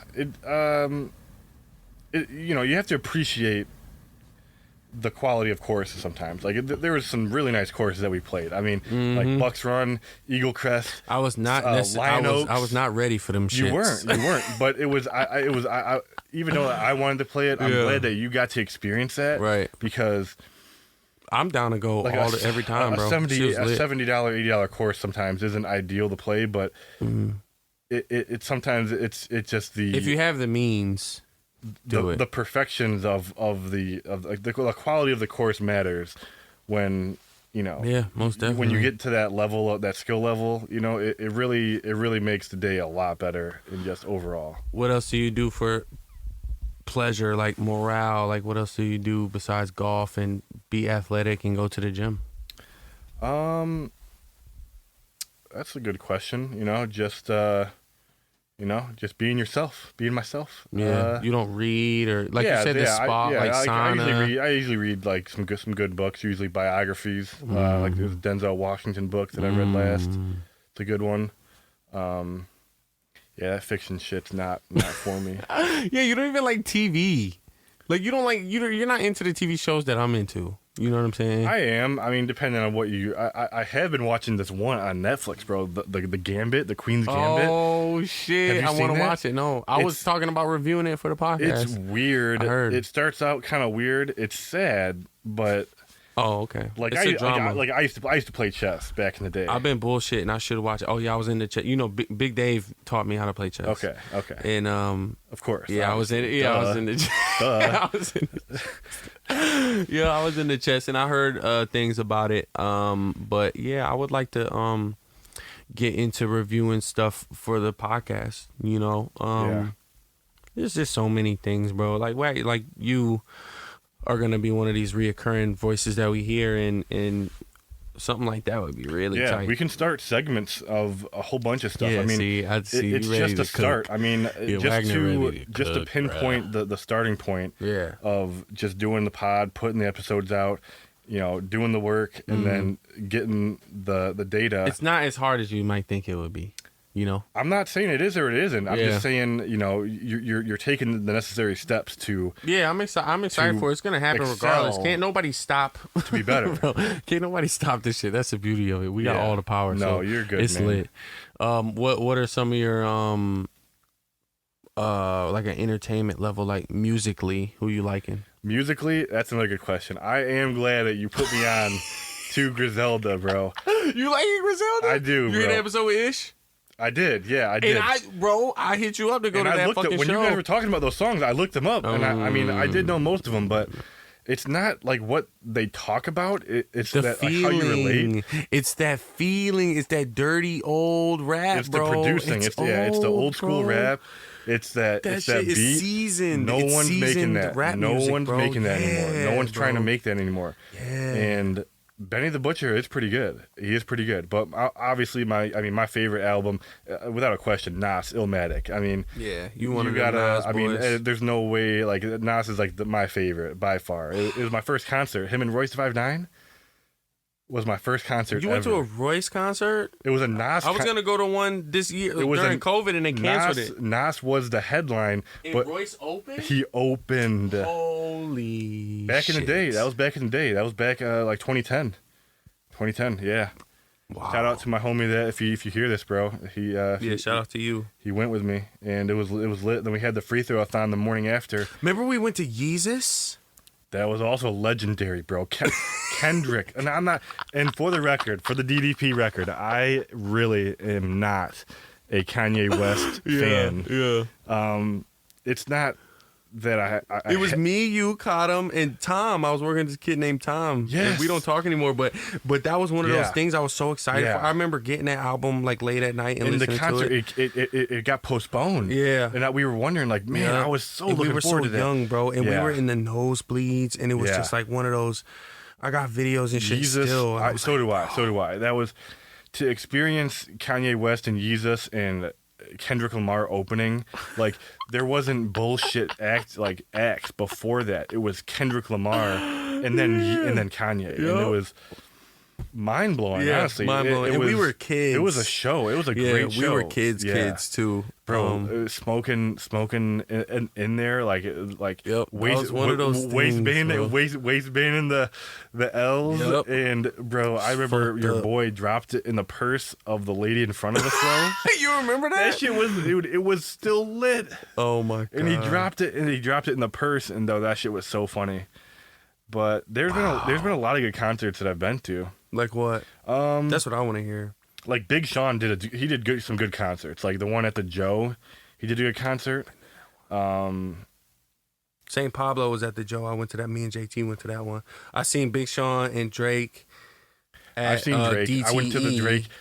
Shout out Shane. I went to the Drake and Lil Wayne concert. Oh my god! And that was lit. It was lit. That sounds like something y'all would go to. It was man.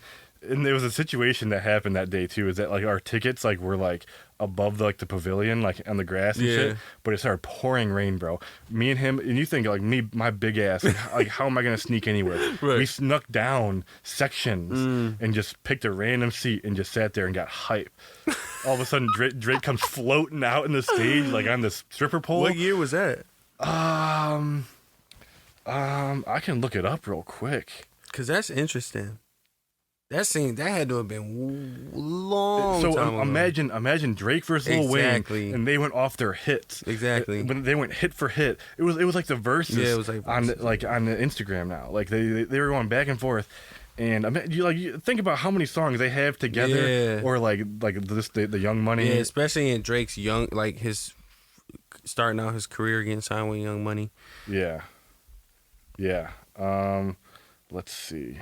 I mean, it was like 2015. You know me, man. I go to a lot of shows, man. Yeah, you do. The thing with COVID kind of stopped all that shit. Shit's crazy. Yeah. I mean, I remember the last show I went to was that God is King, bro. Sunday service, bro. Fucking that Kanye West shit. And we needed that shit, boy. That shit was in February of last year. That shit. Yeah. We needed that shit. That shit right before the year. 2014. 2014 was that. Oh, that wasn't that. And that like he was floating. He was floating in the middle. He said on the stripper pole. Whatever it was, man. It was. Wow. It was sweet. It was sweet. It was one of the better concerts. I mean, fuck Drake. I kind of grew that way now. Like I'm not like I don't have that many Drake songs on my playlist. You know what I mean? Mm-hmm. But he is that guy. Yeah, most definitely. He's just grown to be. He's put himself in the situations to success. You know? You can't hate that. He's got the R&B side and he's got the rap side, but. Yeah, I mean, I don't know. You named your top 5. I mean, I know that episode's previous. For me, I mean, Nas, Biggie, Jay-Z. I'm the older I'm the older school. Yeah, me too. I got a blend. Yeah. Yeah, I mean, I would just be copying off all the guys that you said. That's fine though. It's just an era, bro. It's just It's just about the era. I like to kind of throw. I've shouted out younger guys that I like. Young Jeezy was a big one. That was like he made like I'm your favorite rapper's favorite trapper. Yeah, right, for sure. Yeah, Atlanta and shit like that. He made anthems, man, and that was like even playing basketball. Like I'd get hype as a young kid. You listen to 50 Cent or Young Jeezy, and he'd be getting hype talking about drugs and all this shit, and be like, I'm about to go play 8th grade basketball. He said 8th grade basketball. You listen to Thug Motivation 101. I'm ready to go get some rebounds. My favorite was Crazy World, bro. Crazy World. Jeezy will never make a song better than Crazy World. Yeah. And then when I was a kid, I was listening to that shit like, he's speaking the truth. He's like, that was a controversial time too with Barack being president, and he dropped that with that song before he got president. And that was. I remember being a little ass kid. That was an anthem too. That was an anthem too. Even having the subs in the old whip. I mean, that we'd be banging that. Yeah, bro. We had fun when we were kids, dog. Real talk. Yeah, now it's all over, bro. We old as shit. Honestly, age is just a number. Anyone hearing this right here? Yeah, you got a young spirit. Age is just a. No, I'm an old soul, but age is just a number. You can't just grow out of your roots. You can't. Age is just a number until it's not. Make sure you obey the laws. True. Yeah. I'm just talking shit. Yeah. I'm just saying, like that whole mentality, you gotta be self-aware. Like, if you're 30-something and you acting like a little-ass kid, you might want to get your shit together. Very true. We've been blessed enough to kind of find our own little routes, prematurely. Yeah. I think so. Yeah. Do you think your status and, like financially and, like your position and comparing yourself to previous selves, you think that you have like this kind of it's been like the ladder effect, like start with like jobs and like taking bits of a job away for like learning that, taking it to the next one, doing that, learn that from the next one, going to the next one. What do you think the key to? What do you think the key to like in your line of work? Like I'm talking to like if somebody's listening to this that necessarily isn't happy with their job or looking for a better job, what do you think the key to you finding your jobs and being successful that way? You know, there's a lot of things you could pinpoint on that as far as doing what you think you like to do, or everyone wants to do what they love to do. Yeah. Definitely working with people that like the job, like I'm sure people that you work with, they like being a truck driver, right? For different reasons, right. I'm sure, but just when you're working with people that don't like. It's just this mood, bro. It's a cancerous environment. It's a cancerous environment, and it brings a lot of negativity. And there's a lot of drama, and that's where I'm at now. It's like everyone's smart. You know what I mean? Everyone loves to do what they do, and like it makes a difference in every day. Yeah, so I feel the same way. Yeah, learning more. So the key to everyone, I guess, not where they want to be right now, but just taking information, just doing more than you need to in certain situations for work-wise, and learning things, and then taking it, whatever that is, taking that to the next job, because there is the other side. Yeah, right. There is more than you're where you are for a reason. Take the good things and forget about the bad things and keep moving on. Yeah, you know? There's definitely more to see, better opportunities to come, and I have been blessed. I have been blessed with a lot of situations. And some situations for work, and you blessing these mics right now, dog. Real talk. I appreciate you for coming through. No, you're good, man. These people need to hear this shit. Hey, I'm saying I'm ready to go on every Friday, Tuesday, Monday. That's what people keep saying, bro. They be like, I'm gonna be the co-host. It's like, all right, just relax. You can get wagged every Tuesday at 8:30 p.m. Hey, we do a happy hour, bro. I'm cracking another beer right here, right now. Is there anything else you want to give them, man? Give to the people. You'll be back. Yeah, we'll be back. I'd love to do Queen's Gambit. We should low key do that sooner rather than later. Yeah, that'd be interesting. How many seasons is that on? It's actually not it's a short series, I think. There's only like 7. Oh, okay.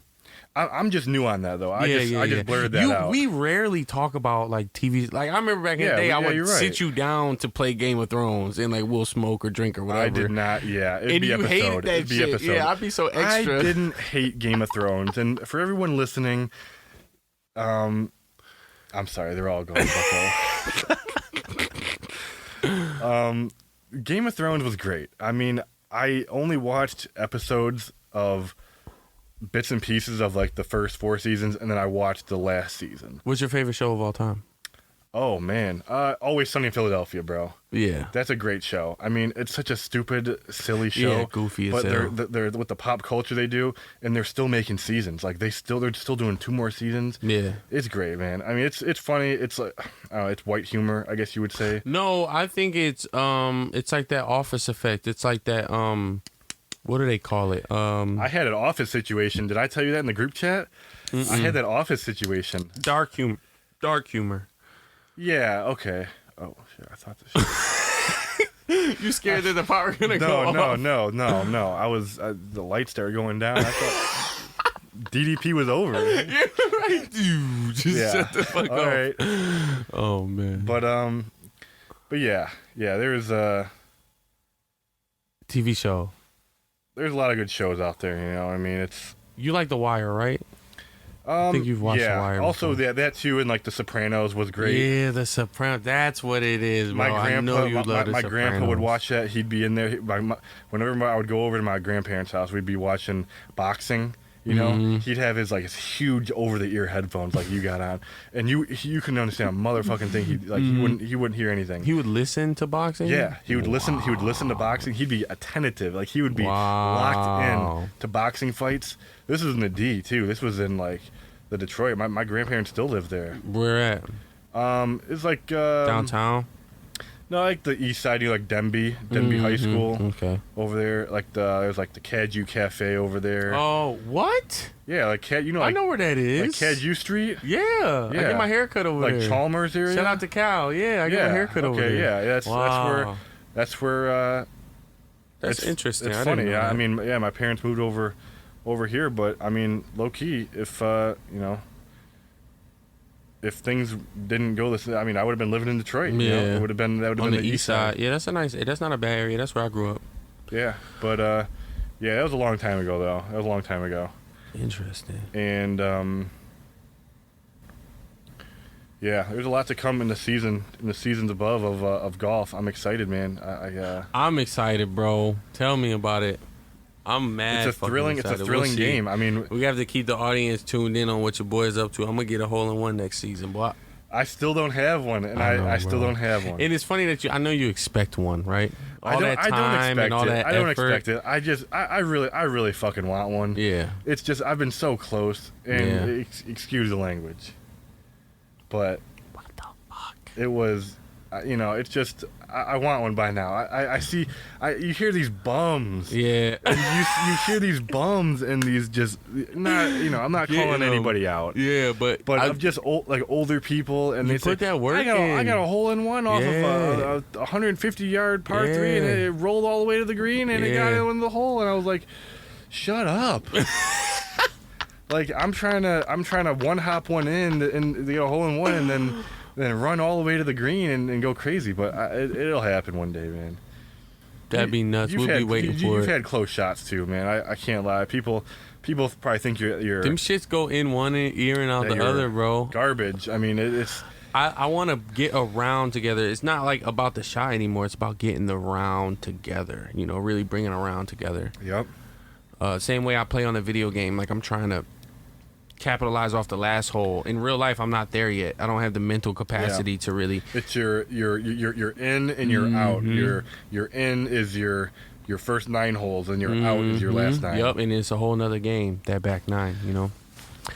But all right, man. Listen, if you're listening to this episode, you're highly gifted and highly favored and blessed. It's the Beloveds, man. Dearly Beloved podcast. Thank you, Wagner, for joining us. I appreciate episode it, man. 15. Much love. He'll be back, man. Just wait on it. All right, peace. Peace.